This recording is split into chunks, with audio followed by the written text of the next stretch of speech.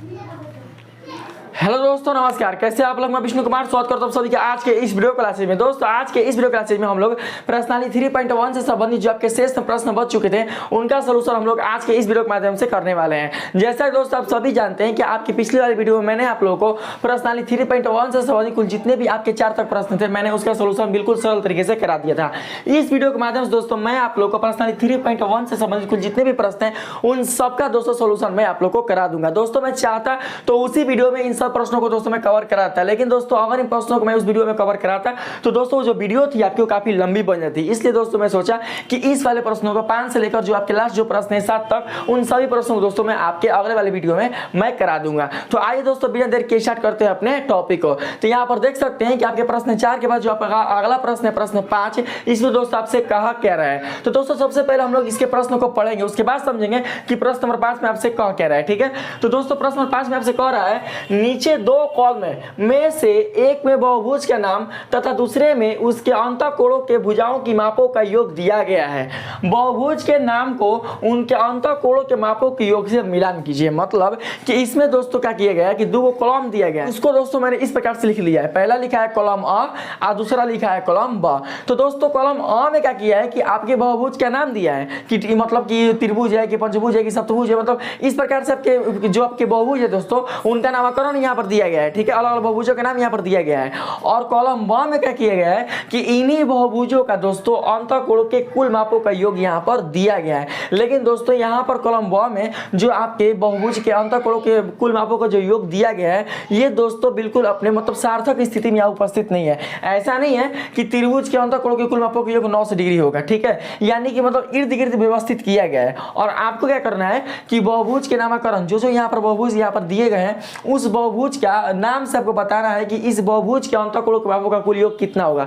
आज जितना होगा उसको दोस्तों इसमें से जो मिलेगा ना उससे आपको मैच करा देना है, यानी कि मिला देना है। तो दोस्तों मैंने आप लोगों को बताया था कि किसी भी बहुभुज के अंतःकोणों के मापों का कुल योग वो दोस्तों हम लोग किस सूत्र से ज्ञात करते हैं। वो सूत्र था दोस्तों n-2 × 180 डिग्री, जहां पर n क्या थी आपके उस बहुभुज के कुल भुजाओं की संख्या थी। दोस्तों इसी सूत्र की सहायता से हम किसी भी बहुभुज के सभी अंतःकोणों के मापों का योग हम लोग क्या कर सकते हैं, ज्ञात कर सकते हैं। तो आइए सबसे पहले हम लोग क्या करते हैं त्रिभुज को जानने का प्रयास करते हैं कि त्रिभुज के अंतःकोणों के मापों का कुल योग कितना होता है। तो दोस्तों तो आपको पता ही है सिंपल सा कि त्रिभुज के अंतःकोणों के मापों का कुल योग होता है 180 डिग्री। इसलिए बिना बताए दोस्तों मैं क्या करता हूं कि इसमें से जो 180 डिग्री है उससे दोस्तों मैं आप लोग के लिए मैच करा दे रहा हूं।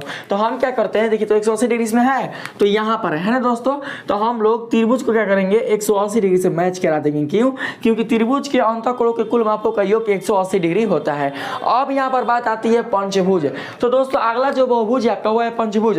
तो पंचभुज के नाम से पता चलता है कि जो बहुभुज है वो 5 भुजाओं से बना होगा, यानी इस बहुभुज में टोटल भुजाओं की जो संख्या होगी वो 5 आई होगी।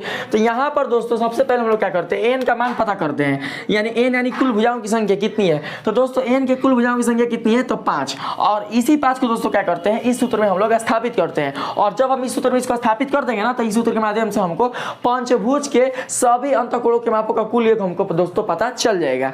तो आइए करके देखते हैं। देखिए दोस्तों जब हम यहाँ पर 5 रखेंगे तो आप समझ सकते हैं कि 5 में से दोस्तों 2 को अगर माइनस करेंगे तो 3 निकलेगा, और 180 डिग्री तो 18 या 54 यानी 540 डिग्री, यानी समझ सकते हैं कि आपके पंचभुज के अंतःकोणों के मापों का कुल योग कितना होता है 540 डिग्री। तो हम क्या करते हैं दोस्तों कि पंचभुज को मिलाते हैं 540 डिग्री से। तो कहाँ पर है तो यहाँ पर है ना, तो इसको दोस्तों ऐसे मिला दीजिए। तो ये 540 डिग्री से क्या चुका है, मिल चुका है।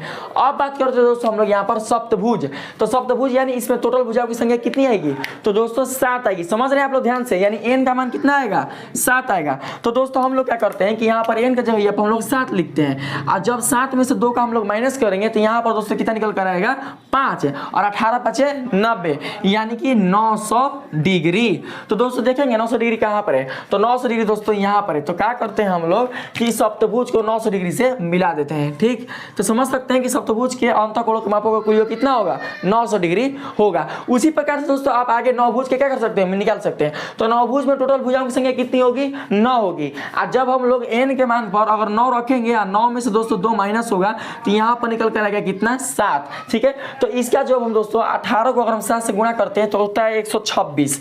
ठीक है, आइए वो जीरो हम लोग क्या करेंगे यहाँ पर बैठा देंगे तो हो जाएगा 1260 डिग्री। ठीक है, तो यहाँ पर दोस्तों हम लोग नौभुज को क्या करते हैं, मिला देते हैं 1260 डिग्री से। तो 1260 डिग्री कहाँ पर है, यहाँ पर है। तीसरा हमने दोस्तों क्या कर दिया, मैच करा दिया। अब यहाँ पर बात करते हैं हम लोग षष्ठभुज का। तो षष्ठभुज में कुल भुजाओं की संख्या कितनी होती है, 6। तो दोस्तों यहाँ पर जो n का मान निकल कर आएगा वो होगा दोस्तों आपका 6। 6 में से अगर हम 2 का माइनस करते हैं तो यहाँ पर बचता है 4 और 18 को 4 से दोस्तों हम क्या करते हैं, गुणा करते हैं। तो जब 18 को 4 से गुणा करेंगे तो 18 चौक 72। तो यहाँ पर हो जाएगा दोस्तों आपका 72, एक जीरो हुआ है तो यहाँ उतार देंगे यानी 720 डिग्री। तो देखते हैं कि इसमें 720 डिग्री कौन है। तो दोस्तों देख सकते हैं यहाँ पर 720 डिग्री है ना, तो षष्ठभुज को हम लोग यहाँ से मिला देते हैं। तो इस प्रकार से दोस्तों आपका जो प्रश्न नंबर 5 था उसका सोल्यूशन बिल्कुल सरल तरीके से हो चुका है। यानी कि अगर बहुभुज के नामकरण दिया रहे और उनके अंतःकोणों के मापों का कुल योग अगर इर्द गिर्द दिया रहे तो आप दोस्तों उनके नामकरण के आधार पर और जो पूछ रहा है कि अंतःकोणों के मापों का कुल योग कितना होता है उस सूत्र के माध्यम से आप दोस्तों उसका मैच कर सकते हैं, मिलान कर सकते हैं। अब हम बात करते हैं दोस्तों यहाँ पर 6 नंबर प्रश्न का। ठीक है, 6 नंबर प्रश्न आपसे कहा जा रहा है एक बहुभुज के अंतःकोणों के मापों का योग 540 डिग्री है। ठीक है, यानी कि दोस्तों आपको यहाँ पर मतलब सीधा सीधा आपसे कहा जा रहा है कि एक बहुभुज है और उसके अंतःकोणों के मापों का जो कुल योग है वो है 540 डिग्री। तो आपको क्या करना है, उनके कुल भुजाओं की संख्या ज्ञात करनी कि वो जो बहुभुज है वो कितने भुजा वाला है। तो कैसे इसको सोल्व करेंगे तो आप लोग समझने का प्रयास कीजिएगा। सबसे पहले दोस्तों हम लोग यहाँ पर लिख लेते हैं दिया गया है। ठीक है, तो क्या दिया गया है दोस्तों आप यहाँ पर समझ सकते हैं, जो दिया गया है बहुभुज के अंतःकोणों के मापों का योग। तो लिखेंगे यहाँ पर बहुभुज के अंतःकोणों के मापों का योग कितना दिया है दोस्तों, 540 डिग्री।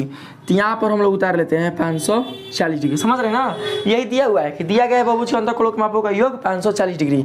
अब दोस्तों यहाँ पर हम लोग लिखते हैं ज्ञात करना है। तो दोस्तों क्या ज्ञात करना है आप समझ सकते हैं, ज्ञात करना है आपको बहुभुज के भुजाओं की संख्या। तो लिख लेते हैं यहाँ पर संख्या बराबर हो जाएगा 8। ठीक है दोस्तों, मतलब कितना होगा, मतलब टोटल भुजाओं की संख्या कितनी है, यही दोस्तों क्या करना है आपको बताना है। तो हम चलते हैं दोस्तों किसके माध्यम से, तो हम लोग दोस्तों चलते हैं प्रश्नानुसार, यानी कि प्रश्न जिस प्रकार से कर रहे हैं ना उसके माध्यम से हमको क्या करना है, सोल्यूशन करना है। अगर दोस्तों नीचे बनाए तो आप लोग को दिखेगा नहीं। ठीक है, तो हम क्या करते हैं इधर दोस्तों मिटा कर आप लोग को बताते हैं। तो देखिए दोस्तों यहाँ पर देखिए यहाँ से क्या कह रहा है कि यहाँ पर दोस्तों आपसे कह रहा है कि 540 डिग्री अंतःकोण वाले बहुभुज के कुल भुजाओं की संख्या कितनी होगी। ठीक है दोस्तों, तो यहाँ पर हम लोग दोस्तों क्या करते हैं सूत्र के प्रयोग चलते हैं, क्योंकि यहाँ पर जो इसका सोल्यूशन होगा वो सूत्र के माध्यम से ही होगा। अगर दोस्तों अलग तरीके से इसको बनाए तो काफी लंबा चला जाएगा। ठीक है, तो जब हमको सूत्र पता है तो हम उसी के माध्यम से क्या करते हैं इसका सोल्यूशन करते हैं। तो जब दोस्तों आप लोग सूत्र को प्रयोग में लेते हैं तो उसके लिए दोस्तों हम लोग क्या करते हैं यहाँ पर लिख लेते हैं सूत्र के प्रयोग से, क्योंकि बहुभुज के कुल अंतःकोणों के मापों का योग बताइए दोस्तों कितना होता है। और बताए ना कि किसी भी बहुभुज के कुल अंतःकोणों की मापों का जो योग का जो सूत्र होता है वो कितना होता है पता है ना आप लोग को। तो दोस्तों वो होता है n-2 × 180 डिग्री, ये होता है दोस्तों n-2 × 180 डिग्री। तो यहाँ पर आप लोग समझने का प्रयास कीजिएगा। देखिएगा दोस्तों आप लोग ध्यान से यहाँ पर देखिए, यहाँ पर बहुभुज के कुल अंतःकोणों की मापों का योग कितना है, देखिए कितना दिया गया है। देखिए तो बहुभुज के अंतःकोणों के मापों का कुल योग कितना दिया है 540 डिग्री। तो दोस्तों हम लोग क्या करते हैं कि यहाँ पर 540 डिग्री स्थापित कर देते हैं। तो यहाँ पर दोस्तों हम लोग लिख लेते हैं 540 डिग्री। ठीक है, अब फिर क्या करते हैं दोस्तों ये वाला सूत्र जो है ना आपका इसको हम लोग यहाँ पर उतार लेते हैं n-2 × 180 डिग्री। अब देखिए दोस्तों यहाँ पर ये भी गुणा में है और ये भी दोस्तों क्या है मतलब ये अपना अलग पक्ष में है। तो हम चाहे तो डायरेक्ट घटा सकते हैं, लेकिन आपको समझाने के लिए हम क्या करते हैं यहाँ पर एक स्टेप आगे बढ़कर चलते हैं। ठीक है दोस्तों, देखिए था ये समीकरण एक प्रकार का। तो हम क्या करते हैं कि 180 डिग्री को हम क्या करते हैं कि इधर इस पक्ष में भेज देंगे, बताइए, क्योंकि यहाँ पर दोस्तों ये जो आपका जो निरूपण वो समीकरण के रूप में है और यहाँ 180 डिग्री अपने गुणा के रूप में है। तो दोस्तों जब ये 180 डिग्री इधर जाएगा अपना पक्ष बदलेगा तो इसका चिन्ह बदल जाएगा, ऑपोजिट हो जाएगा। तो ये 180 डिग्री गुणा में है तो इधर जाएगा तो किसमें हो जाएगा भागा में। तो इसको दोस्तों हम लोग ऐसे लिख सकते हैं 540 डिग्री बटा 180 डिग्री, और ये केवल सिंपल यहाँ पर जाएगा n-2। ठीक है दोस्तों, तो क्या करते हैं हम लोग यहाँ पर कटाते हैं। देखिए 0 0 खत्म हो जाएगा और 18 तिया 54 कट जाएगा। तो इस प्रकार से दोस्तों आप देख सकते हैं कि इसलिए n का जो मान निकल कर आएगा वो कितना निकल कर आएगा, -2 है ना, -2 को उधर ट्रांसफर करेंगे, 3 पहले से है, 3 पहले से है, आप -2 उधर ट्रांसफर कर रहे हैं तो कितना हो जाएगा 3 + 2 यानी कि 5। तो इस प्रकार से आप समझ सकते हैं कि ये जो बहुभुज है वो कितने भुजा वाला है, 5 भुजा वाला है। और बोल सकते हैं कि इस बहुभुज का जो नाम है वो दोस्तों पंचभुज है, इसमें टोटल भुजाओं की संख्या 5 है। आपसे क्या पूछा है कि इसमें कितनी भुजा हैं, तो हम बोलेंगे कि इस बहुभुज में कुल भुजाओं की संख्या 5 है। तो आइए दोस्तों हम लोग क्या करते हैं यहाँ पर लिख लेते हैं। और तो इस बहुभुज की कुल भुजाओं की संख्या कितना है दोस्तों, 5 है ना, तो यहाँ पर लिख लेते हैं हम लोग 5 है। तो इस प्रकार से दोस्तों आपका जो प्रश्न है क नंबर 6 नंबर वो आपका बिल्कुल सरल तरीके से खत्म हो चुका है। यानी इस प्रकार से हम लोग क्या करते हैं, अगर अंतःकोणक में कुल योग दिया रहेगा, भुजा पूछेगा, तो हम लोग भुजा को ज्ञात यहाँ पर कर लेते हैं। ठीक है दोस्तों, अब इसके आगे का जो प्रश्न है प्रश्न नंबर 7 उसे हम लोग समझने का प्रयास करते हैं। तब तक दोस्तों आप लोग क्या कीजिए, इसे उतार लीजिए। ठीक है, तो दोस्तों अब हम लोग क्या करते हैं, प्रश्न नंबर 7 को सोल्व करने का प्रयास करते हैं। दोस्तों जो प्रश्न नंबर 7 है वो आपके प्रश्नावली 3.1 का सबसे लास्ट क्वेश्चन है। दोस्तों इस क्वेश्चन को सोल्व करने के बाद आपका प्रश्नावली 3.1 बिल्कुल सरल तरीके से खत्म हो जाएगा। उसके बाद दोस्तों हम लोग आगे के चैप्टर में चतुर्भुज के बारे में पढ़ेंगे और उसके बारे में दोस्तों उसकी विशेषताओं को हम लोग क्या करेंगे, उसके बारे में हम लोग जानेंगे। तो आइए दोस्तों हम लोग क्या करते हैं, सबसे पहले इस क्वेश्चन को पढ़कर इसका सोल्यूशन करने का प्रयास करते हैं। तो दोस्तों 7 नंबर प्रश्न आपसे कह रहा है एक समबाहुभुज की 8 भुजा हैं। ठीक है, तो देखिए दोस्तों यहाँ पर बात कर रहे हैं समबाहुभुज का। तो जैसा ही आपके माइंड में कोई बहुभुज सम से रिलेटेड आए तो आप दोस्तों यही समझना कि वो एक प्रकार का समबाहुभुज है। और जब यह समबाहुभुज है तो दोस्तों आप जानते हैं कि समबाहुभुज के प्रत्येक अंतःकोणों की माप और उसके प्रत्येक बाह्यकोणों की माप एक समान ही होती है। कहने का मतलब कि अगर प्रत्येक अंतःकोणों की माप मतलब अगर x डिग्री है तो दोस्तों वो प्रत्येक अंतःकोण की माप x से डिग्री ही होगी। अगर कोई भी अगर समबाहुभुज की अगर कोई भी अगर एक बाह्यकोण अगर y डिग्री है तो उसके प्रत्येक बाह्यकोणों की माप y डिग्री ही होगी। आप समझ रहे हैं दोस्तों, और साथ ही साथ समबाहुभुज के प्रत्येक भुजाओं की माप जो होती है वो भी एक समान ही होती है। तो इसमें आपसे कह रहा है ये बात कि एक समबाहुभुज की 8 भुजा है, मतलब आपको बता रहा है कि जो हमने समबाहुभुज लिया है वो कैसा बहुभुज है, वो 8 भुजाओं वाला बहुभुज है। तो इसमें दोस्तों आपसे क्या कह रहा है कि उसमें प्रत्येक बाह्यकोणों की माप और प्रत्येक अंतःकोणों की माप ज्ञात कीजिए। यानी कि आपको 8 भुजा वाले समबाहुभुज में उनके प्रत्येक अंतःकोणों की माप और साथ ही साथ उनके प्रत्येक बाह्यकोणों की माप आपको ज्ञात करनी है। तो दोस्तों हम लोग क्या करते हैं, इसको सोल्व करने का प्रयास करते हैं और इसका भी सॉल्यूशन मैं आप लोगों को सूत्र के माध्यम से यहाँ पर करने का प्रयास कराऊंगा। तो यहाँ पर क्या करते हैं, सबसे पहले दोस्तों लिखते हैं दिया गया है। तो क्या दिया गया है दोस्तों, समबाहुभुज के कुल भुजाओं की संख्या। तो बताइए समबाहुभुज की कुल भुजाओं की संख्या कितनी है, बताइए दोस्तों 8 है ना।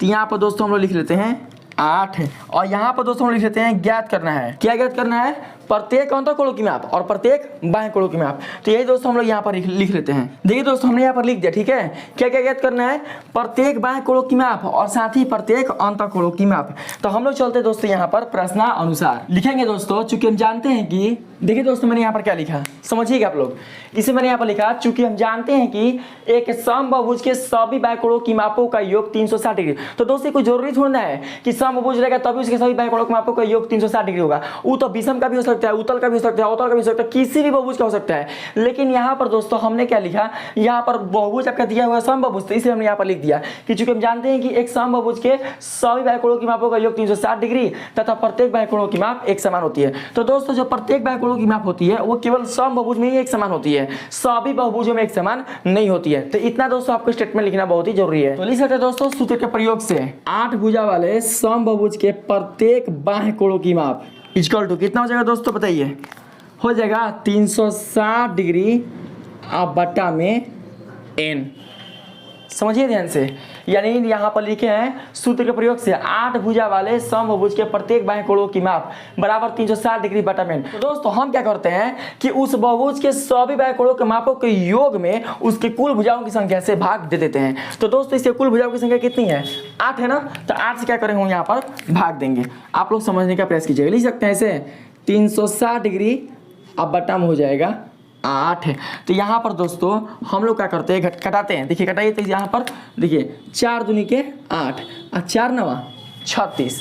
ठीक है, तो बन जाएगा दोस्तों कितना 90 डिग्री। आज 2 को 90 से कटा देंगे तो बन जाएगा इसका यहाँ पर 45 डिग्री। तो आप समझ सकते हैं कि 8 भुजा वाले समभुज के प्रत्येक बाह्य कोणों की माप कितना हो जाएगी 45 डिग्री हो जाएगी। तो अब हमें क्या करना है दोस्तों किसका, तो इसी बहुभुज के प्रत्येक अंतःकोणों के माप। ठीक है, तो आइए हम लोग क्या करते हैं यहाँ पर इसके प्रत्येक अंतःकोणों की मापों को ज्ञात करने का प्रयास करते हैं। तो लिख सकते हैं दोस्तों हम लोग यहाँ पर अब 8 भुजा वाले समभुज के प्रत्येक अंतःकोणों की माप। तो दोस्तों इसका एक सूत्र होता है, ठीक ना, आप लोग को बताते हैं। देखिए यहाँ पर लिखे ना 8 भुजा वाले समभुज के प्रत्येक अंतःकोणों की माप। तो दोस्तों इसका जो सूत्र होता है वो ये होता है, देखिए n-2 × 180 डिग्री बटा में हो जाएगा n।